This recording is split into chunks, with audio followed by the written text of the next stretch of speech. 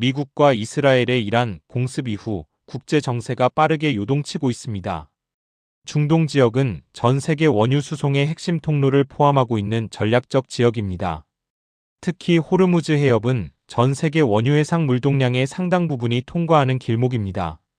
만약 이 지역의 긴장이 고조되거나 봉쇄 우려가 현실화될 경우 국제 유가 급등은 피할 수 없는 상황이 됩니다. 현재 이미 국제 금융시장은 즉각적인 반응을 보이고 있습니다. 아시아 주요 증시는 개장과 동시에 하락세를 나타냈고 원자재 가격 변동성도 커지고 있습니다. 미국 증시에서도 반도체 관련 종목이 크게 흔들렸다는 보도가 이어졌습니다.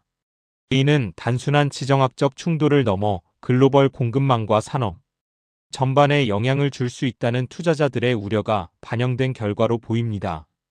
한국 경제는 에너지 수입 의존도가 매우 높은 구조입니다. 특히 원유와 액화천연가스 수입의 상당 부분을 중동에 의존하고 있습니다. 만약 중동 지역의 불안이 장기화되면 에너지 가격 상승 압박이 국내 물가에 직접적으로 반영될 수 있습니다. 수입 물가 상승은 제조업 원가 상승으로 이어지고 이는 소비자 물가 부담으로 연결됩니다. 환율 역시 중요한 변수입니다. 글로벌 위기 상황에서는 안전자산 선호 현상이 강화되면서 달러 수요가 증가합니다. 최근 원달러 환율이 급등한 것도 이러한 흐름과 무관하지 않습니다. 환율 상승은 수입 물가를 더욱 자극하고 기업들의 외화부채 부담을 높일 수 있습니다. 그러나 한편으로는 수출 기업 입장에서 환율 상승이 단기적인 가격 경쟁력을 높여주는 효과도 존재합니다. 특히 반도체 산업은 달러로 거래되는 비중이 높기 때문에 환율 상승이 매출 측면에서는 긍정적으로 작용할 여지도 있습니다. 다만 문제는 환율의 절대 수준이 아니라 급격한 변동성입니다. 시장이 불안정해지면 투자 계획과 생산 일정에도 영향을 줄 수 있기 때문입니다.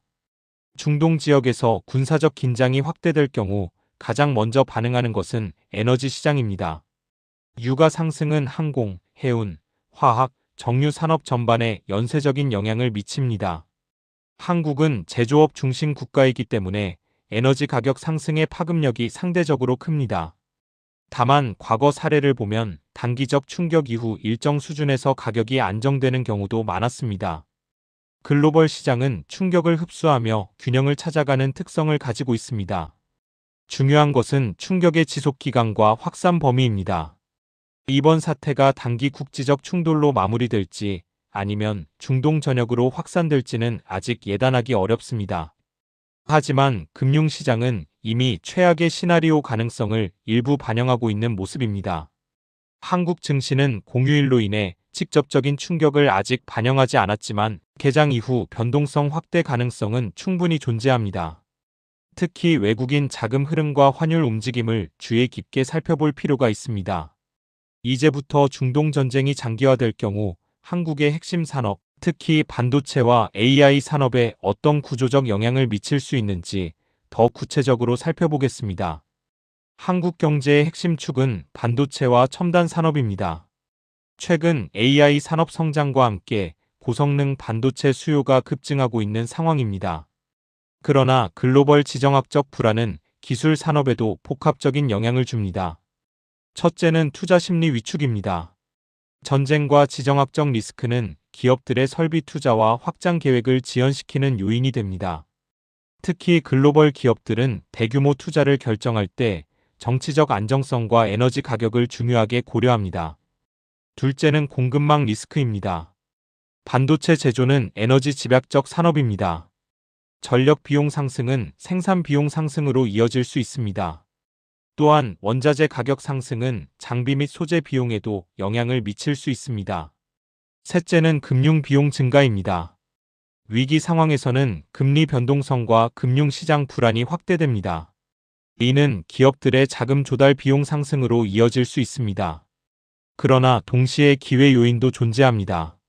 글로벌 갈등이 심화될수록 첨단 기술 자립의 중요성이 강조됩니다.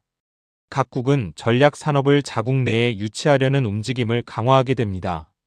한국의 반도체 산업은 이러한 전략 산업 재편 과정에서 중요한 위치를 차지할 수 있습니다. 또한 AI와 데이터 센터 산업은 장기적 구조적 성장 산업으로 평가받고 있습니다. 단기적 주가 조정이 나타날 수 있지만 기술 수요 자체가 급격히 사라질 가능성은 낮다는 분석도 있습니다.